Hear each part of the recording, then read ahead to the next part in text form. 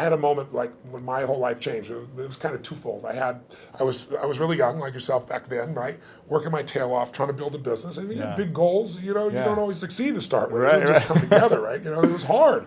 And I remember I was so frustrated because I was working 18-hour days and nothing was working and I was broke and I felt embarrassed, I should be doing better than this. Sure.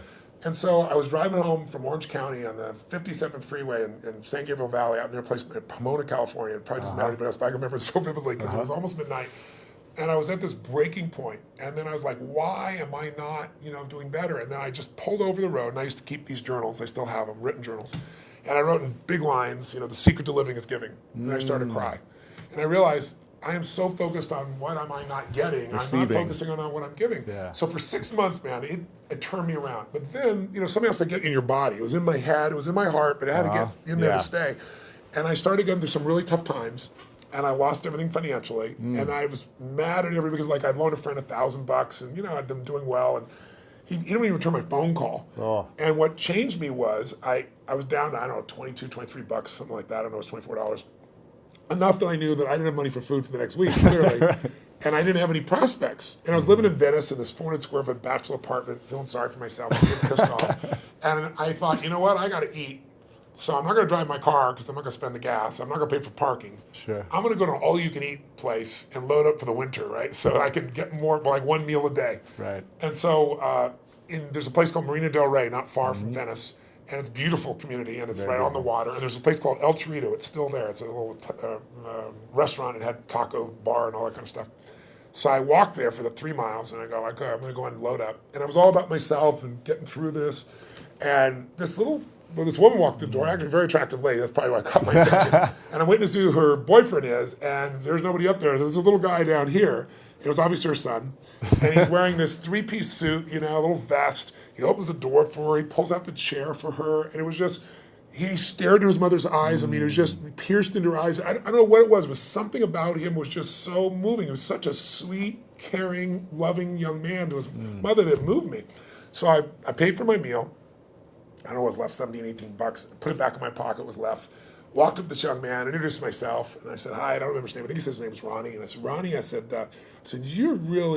you're a class act. I saw how you opened the door for your lady. I saw how you held out the chair for your lady. He goes, she's my mom. I said, that's even more classy. Right. And I said, so cool that you're taking her out to lunch like this. And he goes, well, I'm not really taking her lunch because I'm just 11 and I don't have a job, Right.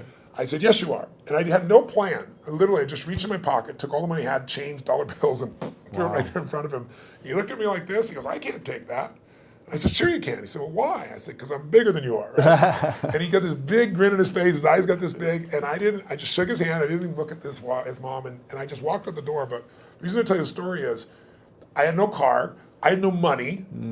I was euphoric. I was like flying home. I was like, I probably looked like an idiot, probably skipping or something. I was just, and what I felt was, I should have been like, what the hell did you just do? I have no meal, or are we going to eat? Right.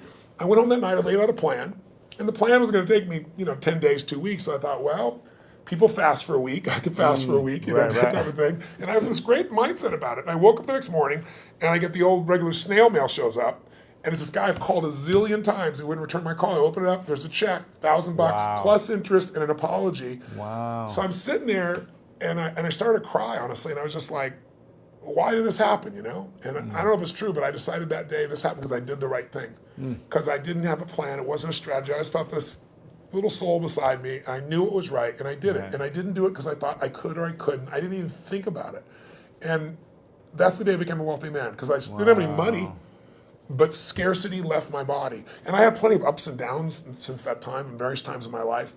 But I never went back to that, oh my God, how's it going to happen? Yeah. It's like breathing. Do you stop and say, God, is there going to be any air before you take a breath? You know it's going to be there. Right. You don't run your life by that aspect. And so that to me is what it's about, is showing people, if you won't give a dime out of a dollar, don't bullshit yourself. You'll never give $1 million out of 10 million or 10 million out of 100 million. It's just not going to happen. Right. But if you can do that now, you don't ever get beyond scarcity. You start behind it.